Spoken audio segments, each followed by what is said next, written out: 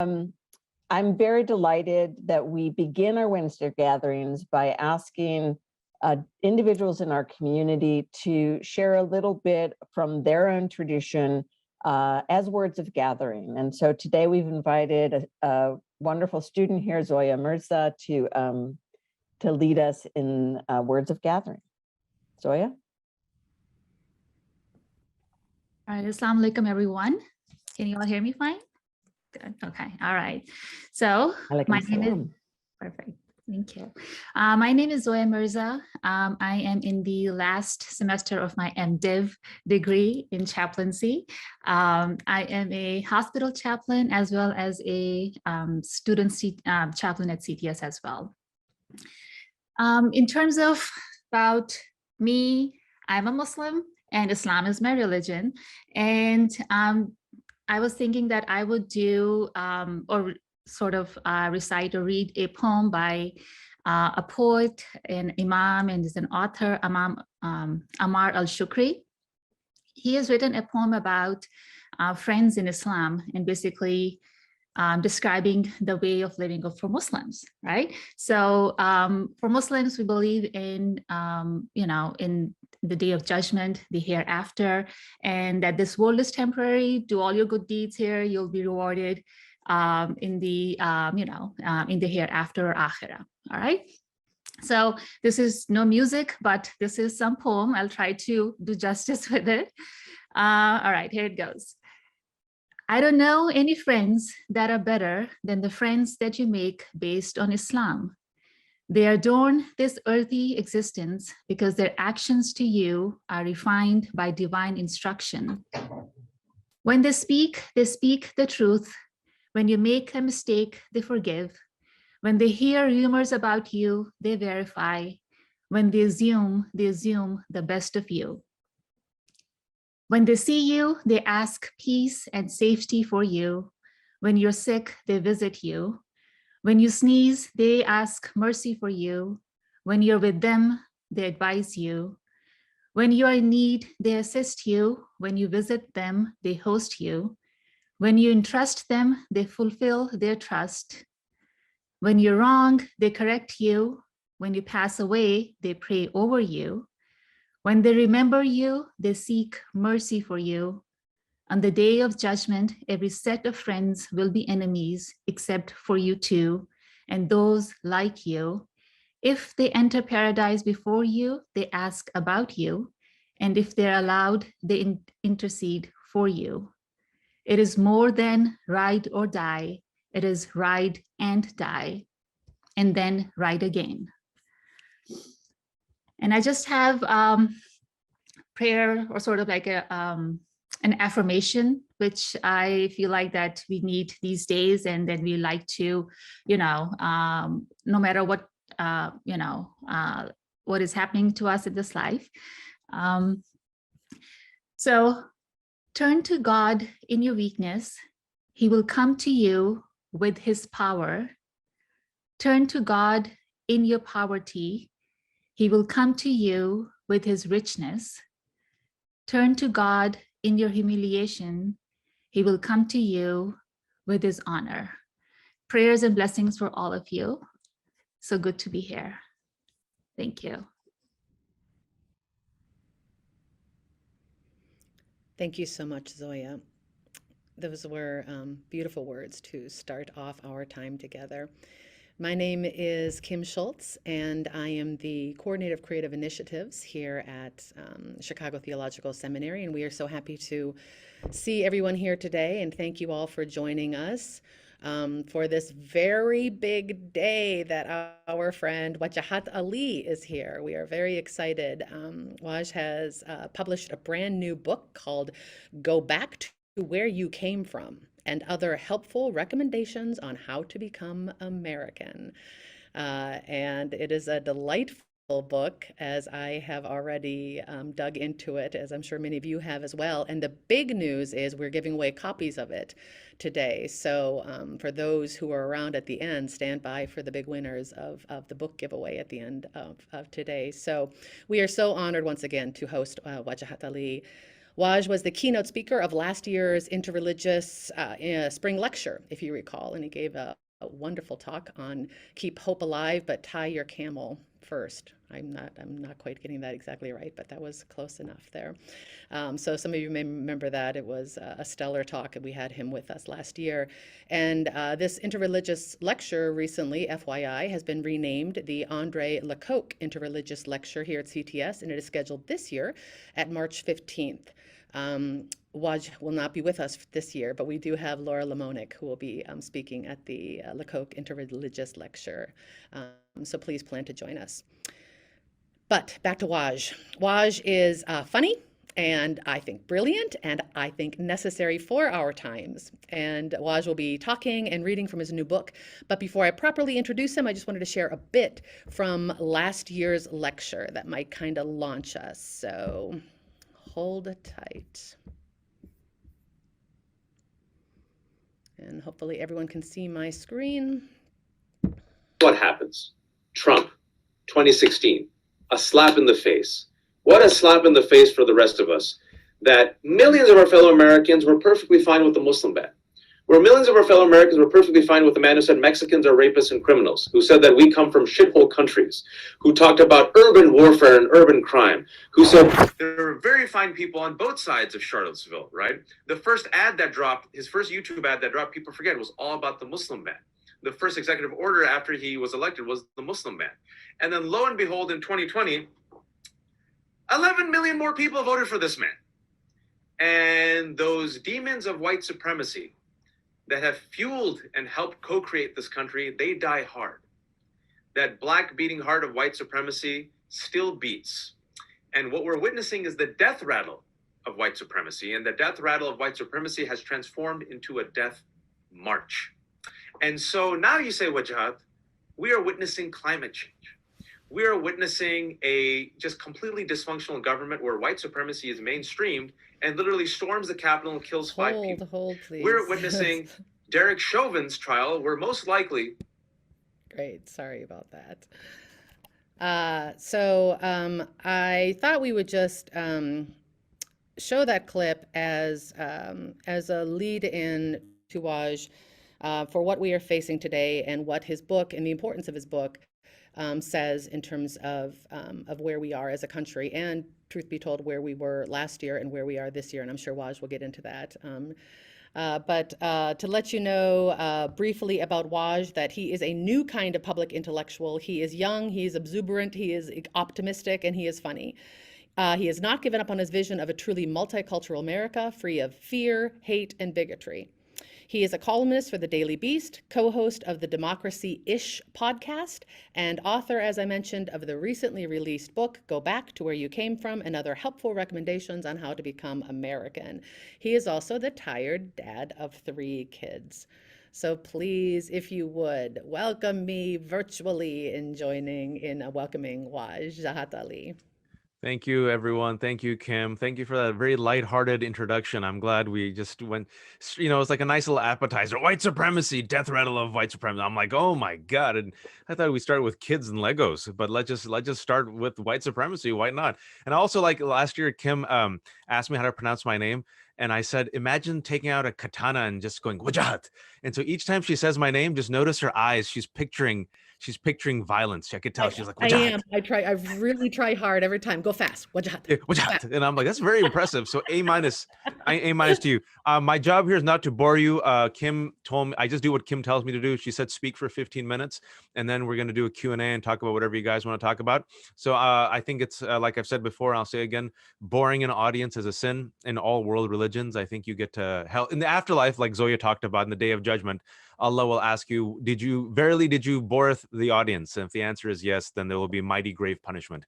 But then Allah is merciful. So then, hopefully we'll be forgiven. So hopefully you will forgive me if I bore you today, but I don't think I will. The book I've written is a response to the death rattle of white supremacy, which I believe has turned into a death march. The book is entitled, Go Back to Where You Came From, and other helpful recommendations on how to become American. And I describe it very quickly as, it's about loving a country that doesn't always love the rest of us back. It's an elegy for the rest of us not named J.D. Vance. Us Americans with the hyphens, Us Americans with the asterisks, Us Americans, whom Mitch McConnell a couple of weeks ago conveniently said, the African Americans are voting as just as high as rates as Americans. We've always seen as the other, the sidekicks, the villains, the footnotes, or worst of all, we're completely invisible from America's story. And last year I had a great time coming and speaking to you guys. And I believe last year in the conversation, I was predicting that every time there's a movement in America towards equality, towards progress, where the American dream becomes more and more achievable to the rest of us who come from shithole countries, the invaders, the rapists, the savages, the beasts, right? America violently chokeholds us one step back, 2 steps forward, 1 step back. Quick example. President Obama is elected. Barack Hussein Obama, our first Muslim president, my Muslim brother who prays to Mecca 5 times a day, is elected president, and everyone rejoices. And you're sitting there thinking, well, look, we live in a post-racial society. That's what we were told.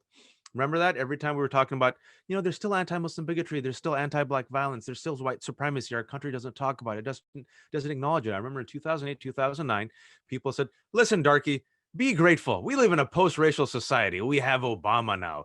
We gave you Beyonce. We read the Ta-Nehisi Coates. Look in Michelle Obama's tanned arms. We love her, and we read Becoming. And then you get Black Lives Matter protests in 2020 after the murder of George Floyd. And millions of people come out. And you're like, finally, we're talking about diversity, equity, and inclusion. And even the Democratic presidential candidates are mentioning white supremacy for the first time. It's no longer Voldemort. Surely there will be progress. And the rest of us were saying, yeah, but the empire strikes back. The empire. And so the question that I had, not to be a cynic, was, this is a wonderful moment. How will the empire strike back? It's just a matter of when and how. That's it. And now, as we're talking in 2022, you see the same people advocating for freedom, personal liberties, and mask mandates, and vaccine mandates. But by the way, also ban CRT, which is not taught at elementary schools. And also, by the way, why don't you ban some books, especially those books written by Black and brown authors, and now Jewish authors talking about the Holocaust, also feminists. You got to ban Margaret Atwood's Handmaid's Tale. And, actually, let's just ban all DEI because it makes people uncomfortable. And in Florida, we're going to have something called Stop the Woke Act. And now we're going to introduce something called Don't Say Gay. And now we're going to empower an extreme minority of parents to bully teachers, just like they're bullying school boards and bullying healthcare officials. And if you really step back and look at it, if you look at the macro of it, what is it? It's that the narrative and the myth of America has become threatened. The myth is, as Rick Santorum once said, right? We birthed this nation. We came here and there was nothing. Sure, there were some Native Americans, but we being white men from Europe, Christians, white Christian men, came here and brought civilization and brought forth this fruit that you all get to enjoy. And we are the masters of this house. And you should be grateful that you're here. And you not only should be grateful that you're here, you should be grateful that we let you have a speaking part and that we let you live. And if you look at all the data, it wasn't economic anxiety that was the main driver of Trump voters. All that, like we said, and we always get ignored, the people of color, it was cultural anxiety and racial anxiety, specifically the fear of being replaced. Because when you're in power, equality looks like oppression.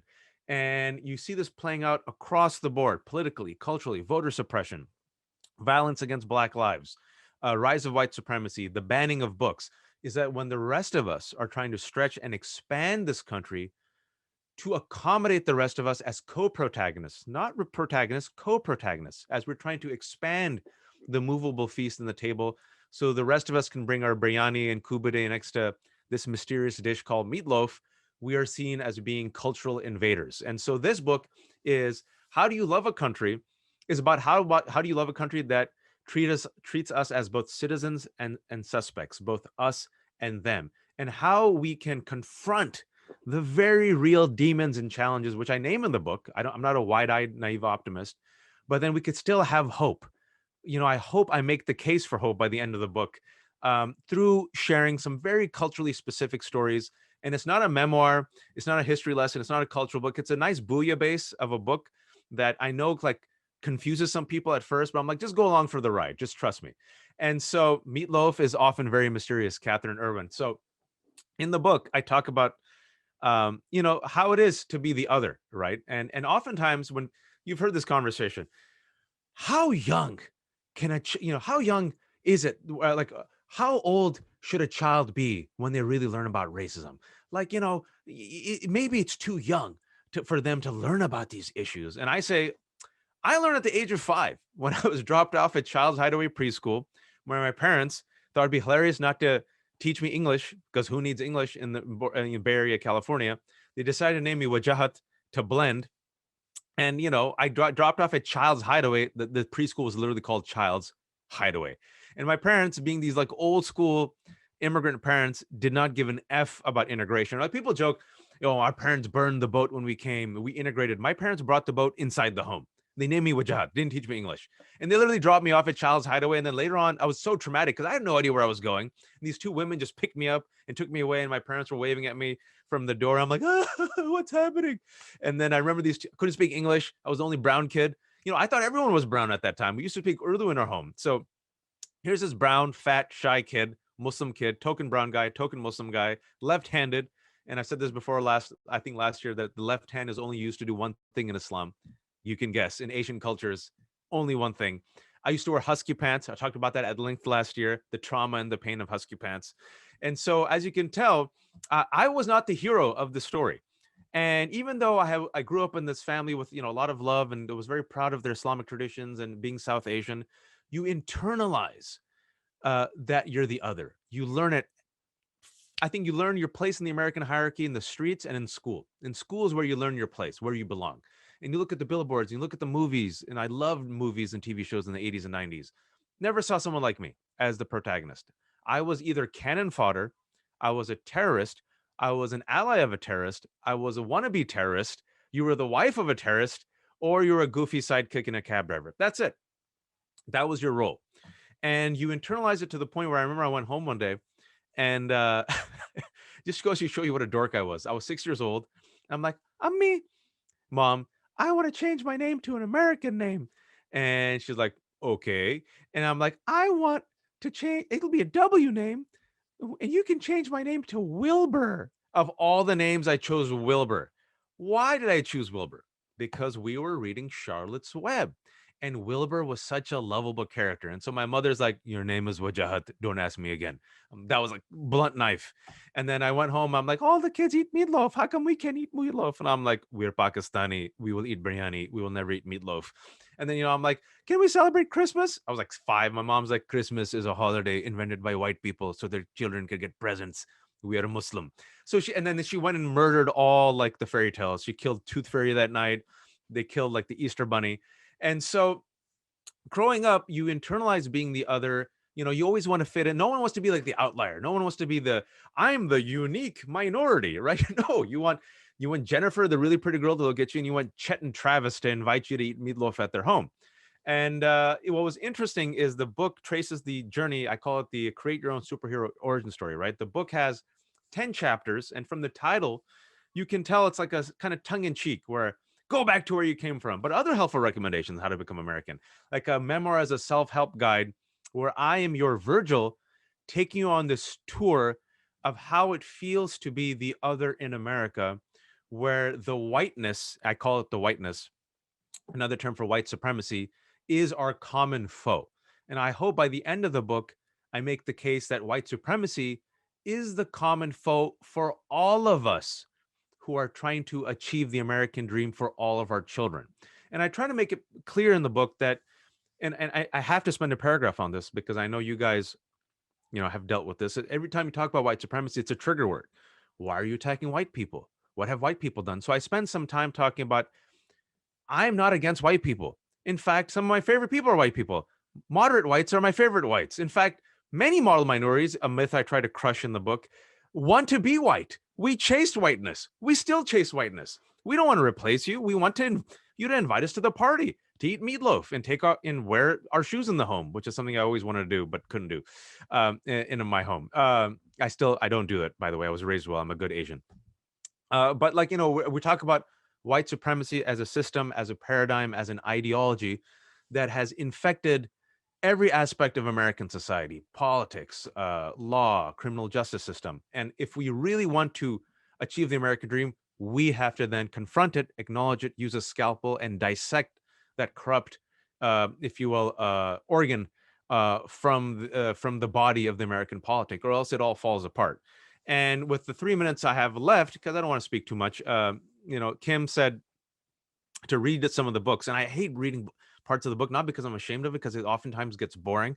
So I'll read like 4 small paragraphs that gives you a little appetite of the book. It talks about some of the themes, and then some of the themes then can relate to our conversation for the next 35 minutes. So the book uses humor, not all the time, but it uses humor very intentionally, because I think humor, if used with intention, can booby trap the stereotypes. It can push back against the bullies. It can also sweeten the medicine. And some of these topics are very heavy. You mentioned race and white supremacy and Islamophobia and like mental health and incarceration. People are like, I'm living in a pandemic. I'm friggin' depressed.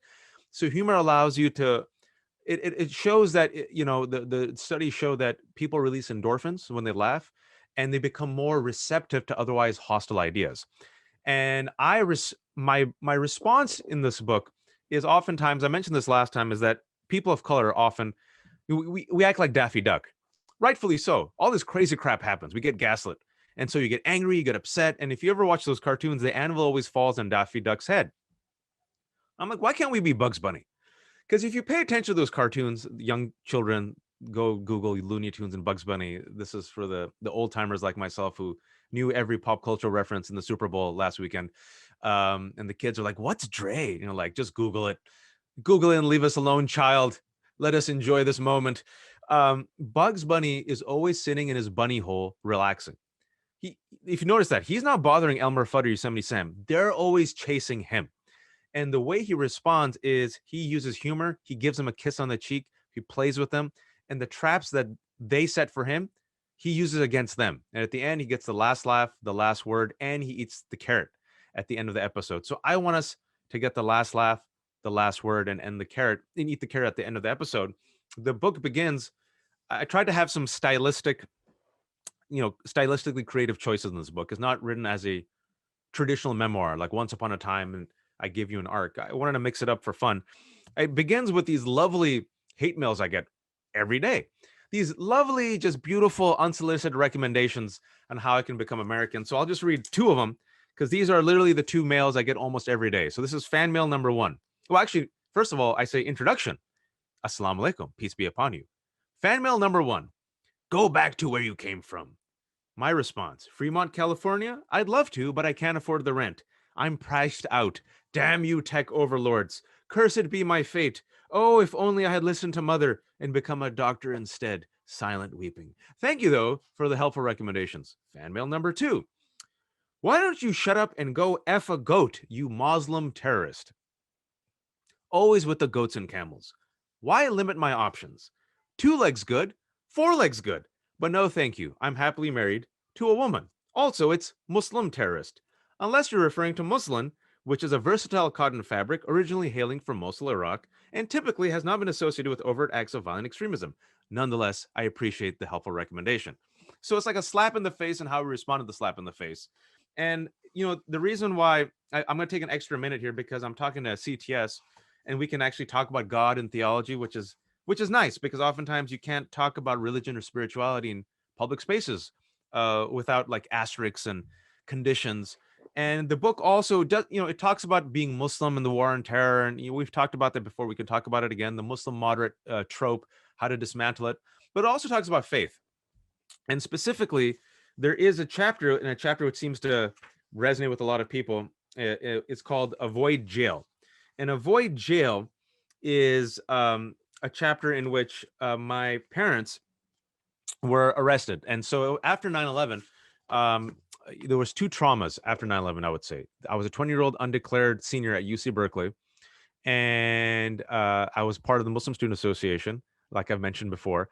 And the 2 towers fall, and overnight Muslims become the target. We become us and them, citizen and suspect, axis of evil. And since that day until now, we have to engage in the Muslim moderate checklist and the condemn-a-thon, where we have to condemn violent acts done by violent people we've never met for the rest of our lives. And we have to condemn fast, and we have to condemn hard.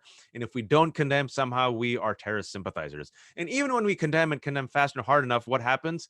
You're still seen as the moderate unicorn token Muslim, and you're asked, where are the moderate Muslims and how come they haven't condemned terrorism? And like Toni Morrison said about racism, it gets exhausting. No matter what you do, you can't prove your moderation. 7 months after 9/11, as I was now 21, still a senior, about to graduate, my parents get arrested at that time called in something called Operation Cyberstorm, where it was like the massive anti-piracy, counterfeit sting operation. 27 people got arrested.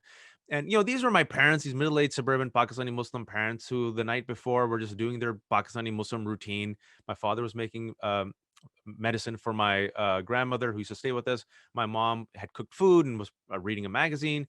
And in the morning at 6 o'clock, while they were wearing their uncle and auntie pajama suits, a dozen armed FBI folks came, barged through the door, dragged them out of bed. They had no idea why they were arrested.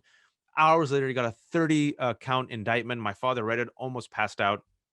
And it was all over the newspaper. Robert Mueller came, and it was on the front page of the FBI, and like 24 people were held responsible for doing this massive counterfeit operation against Microsoft. But it just so happens my parents had no counterfeit complaint in their complaints, no counterfeit charges.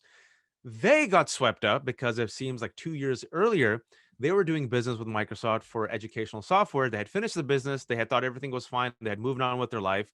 But Microsoft had decided to kind of bring them in also. And their bad luck was the people who were doing the counterfeiting were in the same office complex. It didn't matter. They get swept up. Headlines: Fremont scammers, criminal masterminds. Microsoft makes the allegation that my parents owe them $100 million. And what happens is, if you aren't telling your story is always being told to you by others. If you aren't sharing your story is always being shared by others. A headline flattens the complexity and the nuances and the narratives of both individuals and communities. And since that moment on, my parents were known as scammers, scam Microsoft, criminal masterminds sitting on $100 million. I was a 20-year-old college student. I get the call. I was eating Shalimars on Geary and Jones. I was eating chicken tandoori, I remember, and I get a call from my aunt, and she goes, "Yeah, beta, you should come home. Your parents have been arrested, and you're the only son, you're the only child, and you have two grandmothers you have to take care of. So you should come home and figure this out." I'm like, "What?" So overnight, the American dream becomes the American nightmare. I leave school, we lose the money, we lose the house. My parents are in jail for a year because I couldn't raise enough money for the bail. My parents get out. They decide to fight the case. I said, okay, if I empathize with them. The scene from Crucible, Arthur Miller, where he goes, "It's my name, my name." I'm like, all right, if you feel like you're being unjustly prosecuted, go for it. In hindsight, we should have thought, two suburban parents going up against the federal government and Microsoft. Take the deal. But I empathize with them. I said, okay, fight. But what happens is, in that year, I leave school, lose the money, lose the house, lose credit, lose the community, lose the family. The specter and shadow of 9/11 looms large. Our communities are horrified and terrified. Everyone steps back. There's a chilling effect. The government is going after Muslim charities, mosques. There was surveillance. Within that kind of pressure, now this happens where my parents are on the front page of the FBI. I become deeply isolated. My parents leave jail after a year. They fight the case for like 9 years. We think they're going to win. And for the next 9 years, and I think Susan even knew me at this time. I was at CAP. I didn't tell her this though. So everyone thought I was crushing it because I eventually go to law school. I eventually graduate. I eventually write this play, but the whole time I'm like, the sword was hanging on my neck, because if they lose the case, the good son has to go back, take care of his grandmothers, clean up all the crap. And so we thought, wow, the Ninth Circuit's taking up this case. They can win. And a few months before, 2 months before I turned 30, we get the order from the ruling from the Ninth Circuit. Your parents lost the case. I'm sorry. That day, they've come and arrest my father, who at this time, my parents, 8 years on, had rebuilt their entire lives. And my father then goes to jail for 3.5 years, and they give my mother 6 months to self-report. And overnight now, we have to sell everything again. I'm broke again. And I was homeless with my mother right before the age of 30. And I move into a bedroom and share that same room with my mom for 6 months. losing everything. And at that time, I got the cap gig. So that's when I started meeting Susan. And, people thought I was crushing it. You wrote a play, Wajahat. You're a lawyer writing this cap report. We see you in The Guardian. And I was homeless, having lost everything with my father in jail. And then 6 months to the day, I had to drive my mother to prison, FCI Dublin, which was a very surreal event that I mentioned in the book. And then a year later, I think as a result of all this chaos, my body, because your body has rights over you, I had this near-death experience, one of many that I mentioned in the book.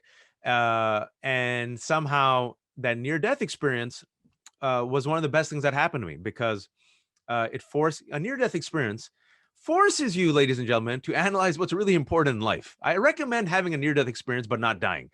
And so, yeah, I almost died, but then I survived, and I realized, maybe, I should take a risk and get married, because at that time I was like, who's going to marry a broke man without credit, in debt, whose parents are in jail, who just had, a heart problem, right? Not really the winning formula. Like everything comes full circle.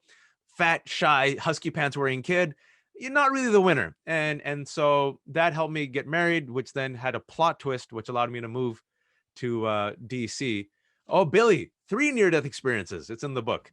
And the book then ends with hope, because I mentioned this journey and the struggles, and I talk about my daughter Nuseba, and I won't go into depth because you guys know that, about 6 months, 8 months before the pandemic, my daughter was diagnosed with stage 4 liver cancer, and we didn't know if she'd survive. And so the book, it's very interesting when you write a book like this, so many people have come back to me and said, wow, you went through a lot. And I was like, no, not really. And I think about it, I'm like, oh yeah, I did. Because when you're going through, you're like, oh, that's just life. And then other people say, you shared all this. You're very vulnerable. Like they want to give me a medal, and I feel very uncomfortable. And I'm like, I just told the truth. I just told my story. And it just goes to show you that oftentimes, and I mentioned this in the book, we don't tell our truths. We don't tell our stories, especially if you're the model minority, especially if you're the happy, shiny Muslim. It's all about lo kya bolenge. What will people say? What will people say is the question that drives us to our grave, right? What will people say if you mention mental health issues in your book? What will people say if you mention that your parents were incarcerated? What will people say if you mention your near-death experiences? What will people say when you say you were poor, right? Don't say anything. Instead, smile your white teeth, nod your head, be the good model minority, and be invisible, and you'll get the American dream.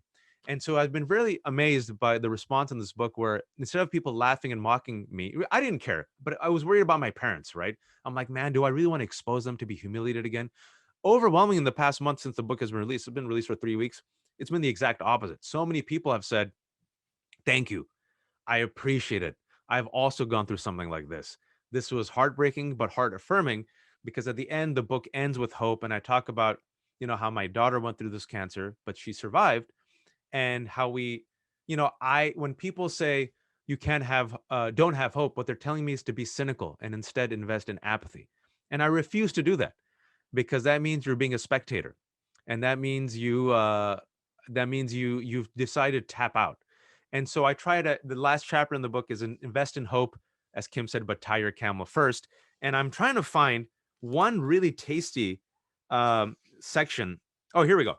This is the spiritual religious section. I haven't been able to read anywhere else, but decided I'll just read for you, and then I'm going to end, and then we could do Q&A, and hopefully this wasn't boring. So in a moment of extreme crisis that we're all going through, I make it very personal and talk about the crisis of being this 21-year-old kid who's trying to figure out how to get money to pay the lawyers, take care of the property, take care of my grandmothers, take care of the office. I felt like the analogy I could give is, if you ever read comic books, Spider-Man has, if you've seen the new Spider-Man movie, spoiler alert, Spider-Man takes on like his villains, but sometimes all the villains gang up. They're called the Sinister Six. Doc Ock, right? Green Goblin, the Lizard, Vulture, and they all attack at once. And so I felt like I was Spider-Man taking on the Sinister Six every day. And I used to vanquish them at the end of the day. And I was exhausted. Then I'd wake up, and then they would regenerate, and I would have to fight them again. It was like the waves would bring on like new enemies every day to the shore, and it was like that for a year, every day, just nonstop pressure. And I remember what helped me during that time, what helped me during my daughter's cancer, what helps me now is, believe it or not, faith. And oftentimes people say faith is a crutch. I said, sure it is, but everything is a crutch. We need crutches. We're human beings. But faith can help you, give you perspective, and faith can give you a story, and faith can give you hope, right? And sometimes that's all we have is hope. That's all. That's all we have. And during this really tough time, there were moments where all I had was a Hail Mary hope that the page will turn and inshallah there will be a plot twist. And maybe, just maybe, it would bring a better story. That's all you got. Because I had no money. And I write about it in the book that I was reduced. It was in September, a few months after my parents were arrested. I was reduced to I went to Wells Fargo on the corner of Mission and Warm Springs in Fremont. I was surgical with my math, and I thought I would have $70 left once I withdraw 20 bucks. I get the receipt. I take my 20 bucks. I look at the receipt. It was 0.03. And I was like, I just laughed. I'm like, what the, what can you do? Sometimes you just have to laugh. And so I'm like, what can I do with 3 cents? So instead, being the nerdy Muslim that I am, I decided to splurge, ladies and gentlemen. I took that 20 bucks. I went over to Subway and I bought a foot-long tuna, which I now realize is not tuna. It's some other mysterious meat. I put avocado in the tuna. I got 2 chocolate chip cookies. Then I went next door and got a large venti Starbucks caramel frap with extra caramel drizzle. And then I had 10 bucks left and 3 cents. And I remember I went home and I told my dadi, my grandmother, I said, all we have left is 3 cents. I have nothing else left. And she goes, woman of immense faith. She goes, inshallah, Allah will take care of us. And I remember I went to sleep that night and I had the best sleep I've ever had in my life. Like, I've tried to recreate that sleep a dozen times. And I've tried to think about why. And I think it's because I exhausted myself. I knew I did everything I could. And then I literally just let go. I let go and I said, Allah, you, Jesus, Muhammad, Musa, take the wheel. And that sleep was like sleeping in my mom's womb. Like, it's the best sleep I've ever had. And I wish I could recreate it. But during this time, and this is the last thing I'll read, then we'll open it up. My Makbul Nana, I mentioned him in the book, was my mother's father's brother, very religious man, very spiritual. He had the shining, as we say. He used to call me up and check up on me. And he gave me a gift this one time. And this is the gift he gave me. Makbul Nana said he wanted to give me a small gift. He told me to recite a verse from the Quran, chapter 21, verse 69, quote, "We said, O fire, be thou cool and a means of safety for Abraham." The story goes that Abraham, as a young man, confronted his father and community about their idolatry. He then smashed their idols. As punishment, the elders threw him in the fire, which was suddenly cooled for him.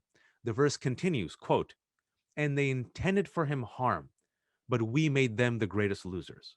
I printed that verse, cut it out, and taped it on top of my computer.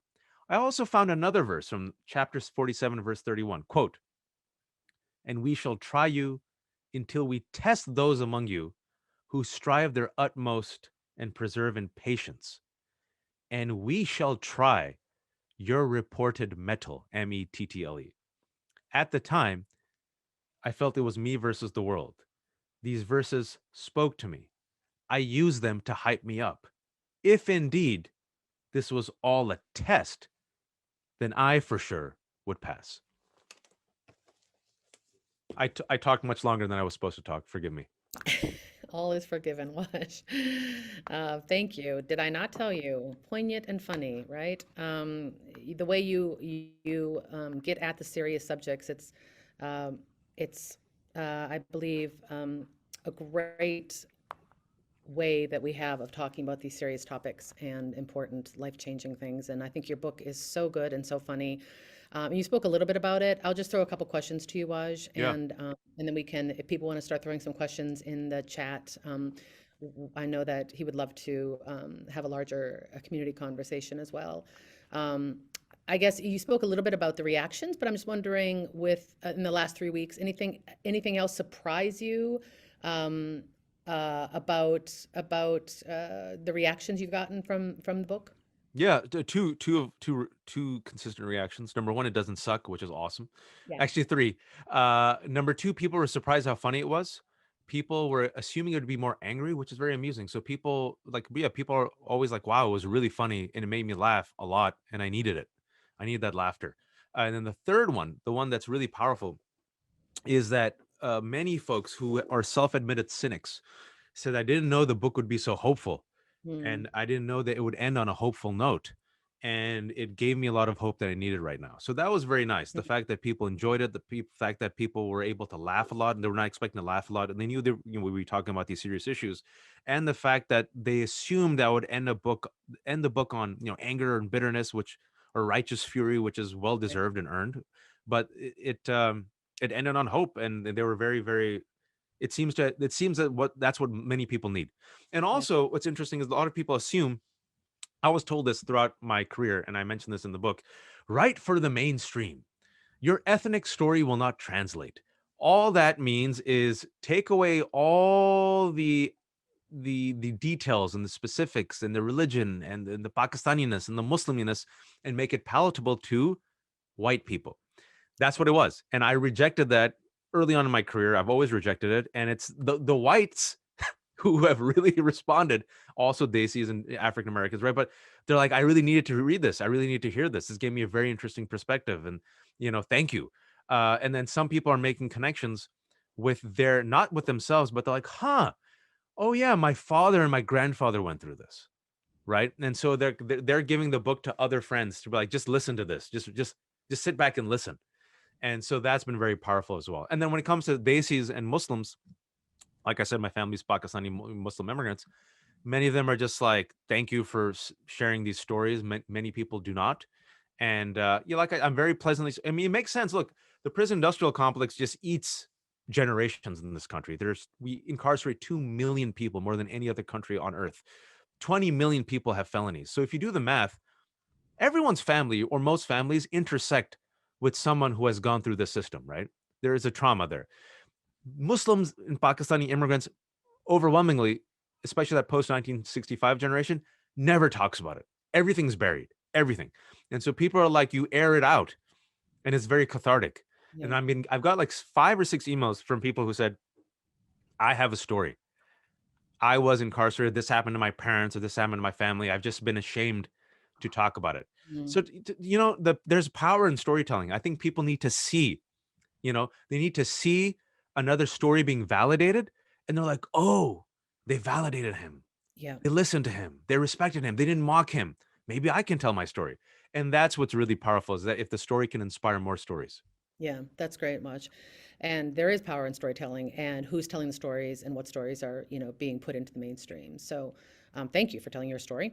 And I would just say that, and then we'll get to a question in the chat, and I see Susan's hand up as well. I would love to just ask you that you were raised as a brown, as you say, Muslimi kid in America, and you are raising kids of your own right now. And I'm wondering if it's how you feel. You talk about intergenerational. Your parents have had a big part of your growth and who you are, and now your kids. And I'm just wondering, how is it the same for them? How is it different from them? What are you noticing raising brown Muslim Yeah. kids in America today? So very, very, I see there's some questions. I'll try to answer all of them in mindful of time also. We decided to go old school and give them these heavy Muslim names. I'm like, if I have to suffer from 3 syllables, they do too. No, I'm just kidding. So it's Ibrahim, Nusayba, and Khadija. And I'm also an English major, so like names have meaning.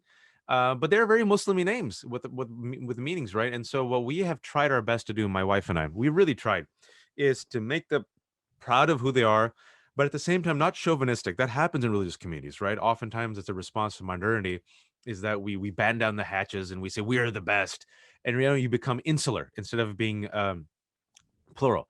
So we were like, listen, there are many skin tones. You happen to be brown. You're beautiful. This is our family. There are different families out there. We're Muslim, but there's other traditions. And so to make them proud and aware of their roots and their heritages and who they are, of course, they will end up deciding for themselves what path they follow. We do our best. But also making them confident. We really want to install a confidence and not an arrogance, a love of self and a love of others. And just seeing how they respond, like they're empathetic, they're kind, they wear masks, My children are 7, 5, and 2, and they wear masks, ladies and gentlemen. It's not that hard, right? My kids got vaccinated, 7 and 5. My kids understand social distancing. They understand what's happening right now. My kids have been virtual schooled for 2 years to take care of my daughter who's immunosuppressed. And even my son, Ibrahim, has given up a normal education because God forbid if he goes and he gets the virus, he brings it back home, right? So I think if you inculcate empathy and kindness in kids, you actually inculcate and implement the foundation of religiosity and spirituality. Because what I'll say is this is we oftentimes put the focus on how many surahs have they learned, how many chapters of the Quran, how many verses of the Quran, can they pray? And I'm like, you could teach a donkey to pray. Literally, give me a donkey. 1 month later, he'll say Allahu Akbar. It's like not that, and there's a lot of donkeys who are praying, but it's very hard to inculcate a soft, kind heart. And I think if you can inculcate empathy and kindness, that becomes the seed of spirituality and religiosity, right? The kernels. So that's what we're trying to do. And it's interesting in that we're trying to cultivate this in our kids who are brown-skinned with Muslimi names in a time where an entire conservative movement and Republican Party has mainstream Islamophobia. So people say things have gone better. They have. Things have gone much better. We have like Miss Marvel and Kamala Harris, regardless of what you think. The fact that there's meaningful representation and Muslim stories, and my book was published, and Hassan Minhaj, awesome. We also have a man who got elected to president because he said Islam hates us, and we need a Muslim ban. That is something we did not have in 2000, right? This type of open, mainstream, aggressive, violent hate against someone just because they're Muslim. Even I didn't have that growing up. Like the worst thing I was called was Gandhi, which is a compliment. Thank you, haters in the 80s, right? So this is how we try to balance, and this is the fears of raising our children in this multiracial society where, yes, we've made advances, but they will be facing these challenges based on their name and their skin color and their religion that I did not have to go through, where the last president, and a major political party sees them as invaders because of their ethnicity and religion. So balancing that is a tough act, but we try to balance it by inculcating the self-confidence, the love, the joy, the empathy, and the kindness. Sure you do. They are lucky to have you as their father. Well, no, Sarah, the mom, is the winner. I just make Legos. Not you, yeah. I'm only there. They tell me my only use is to make Legos. Otherwise, they don't care. It's all about mama. Aisha has one about your storytelling. What advice would you give to other Muslims who wish to share their stories? Very good question, Aisha. I would say, first and foremost, I know that I'm not trying to be smug here. Writers write, so you have to write. Storytellers tell their story. You have to tell your story. All you need sometimes is one person in your corner that has faith in you. And even if you don't have that, sometimes you just say, F it. Life is too short. I've seen that if you write your story, if you write it authentically, and if you don't write the sanitized version that uncles and aunties want in order to show a good Muslim, people respond to the warts and the pain. They also respond to the joy, right? And so that's what I've always tried to do in my storytelling. I've always written for a diverse culturally specific tales for a diverse universal audience, stories that are by us for everyone. That's what I've done my entire career. And I was told, both from Muslims and Desis and Americans, white Americans, no one will care. And I said, I think you're wrong. I think if you tell people a good story, they'll show up. And I think you don't have to hold their hands all the time. I don't think you have to translate everything. Give them 95%. And just like me, I didn't know what baptism was or Eucharist was or bat mitzvah was, right? I didn't know. You learn. And I feel like don't be embarrassed of your culture. Don't be embarrassed of it. Flex with it. And when you flex with the specificity, through the specificity, people will actually find the roads to connection, right? And I'll give you one quick example. The show Rami, whether you like it or not, it's about a young man. It's on Hulu. It's a young Muslim Arab man who's trying to just navigate life. He's lost. He's trying to figure his life out, but he's also like very Muslim-y and very Arab, right? And like most religious communities, like I always joke, we're not carnivores or vegans. That's how like America views religion. Like, you are either a fundamentalist or you're an atheist. I'm like, not really. Most people are just omnivores. Sometimes they go to church. Sometimes they pray. They believe in God, but they're not religious. It's like it's a mix. It's a mix and match. Sometimes you mess up and sin. Sometimes you don't. Then you feel guilty, right? That's how it is. And so Rami, the show, talks about that. I'm giving you one example that he goes in the specifics and it works. So Don't hide the specificity, lean into it. And the more honest you are, and the more vulnerable, I guess that's what they're saying these days, the more you will find commonality with people who will appreciate your story and resonate people with it. respond, and it resonates, and we respond to And I have nothing against meatloaf, John. I'm just looking for the perfect meatloaf. That's it. That's all. I'm looking for a halal meatloaf that is tasty. That's all. In our remaining 3 minutes, let's see if we can somehow manage to do 2 questions. I will. Susan is going to go, and then I'm going to read Yasmin's question. Yes. Susan, all yours. Waj, you and I knew each other during Yes. the chapter on Go to Prison.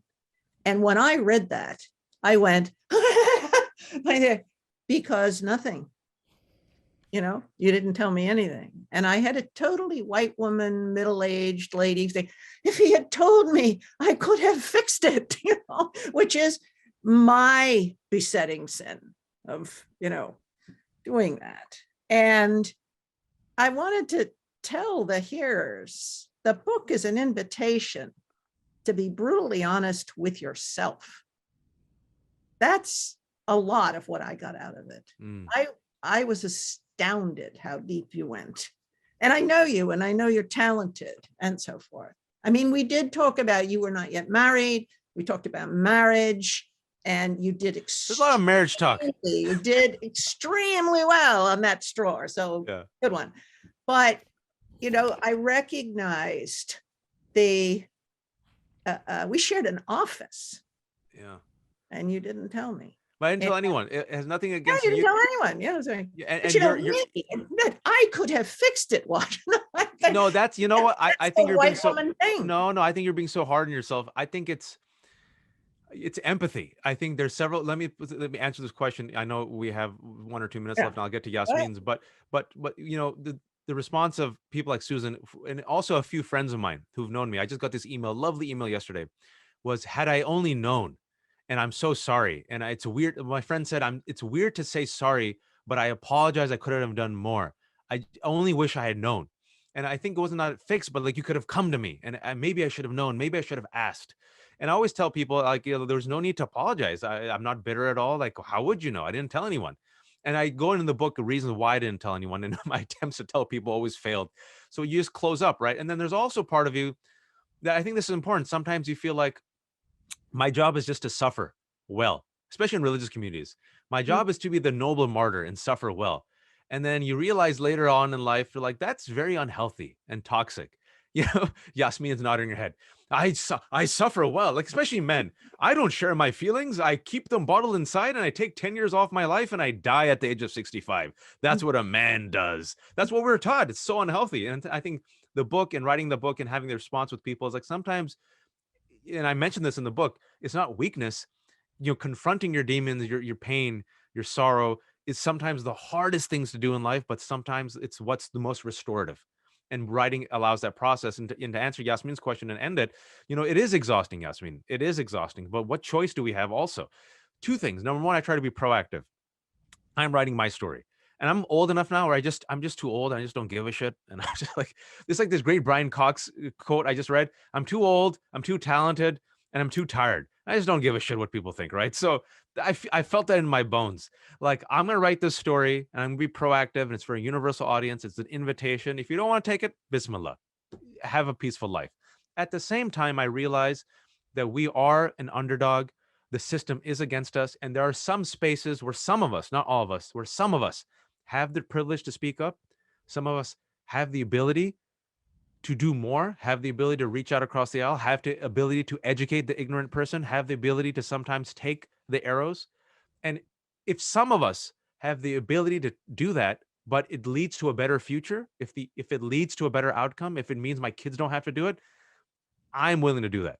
It's not for everyone, right? And so you have to balance that with yourself and your mental health and your spiritual health.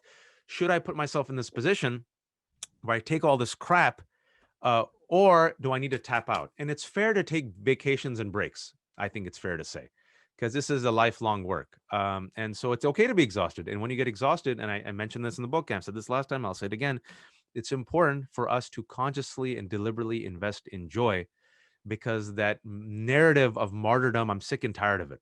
I reject it completely. I think it's toxic. that our job is supposed to suffer and suffer well and suffer silently. No. And we also have to realize when we model that behavior, what are we signaling to our children? And why would they ever join us? Right? Our children look at that and go, that looks terrible. My parents were miserable and they were depressed and they were sad. I want a better story. F that. So what are we modeling for ourselves and for our kids? Beautiful notes to end on, Waj. Thank you for that. Great things for all of us. We are so grateful for your time in our community always, especially today. Thank you. And for your work and presence in the world. And thank you for not tapping out quite yet. We are grateful for you. And I encourage everyone, and I know that you are also, as we try to fight the Amazon giant, encouraging folks to buy from bookshop.org and other local Or bookshops, locally, yes, please. if possible, so that we do our part to support small businesses. So Thank you. I was going to ask about that because I already pulled it up on the web and I wanted to make sure that was intentional. Thank you. Yes. Very Yeah. intentional. Yes, great. So we support that and encourage that.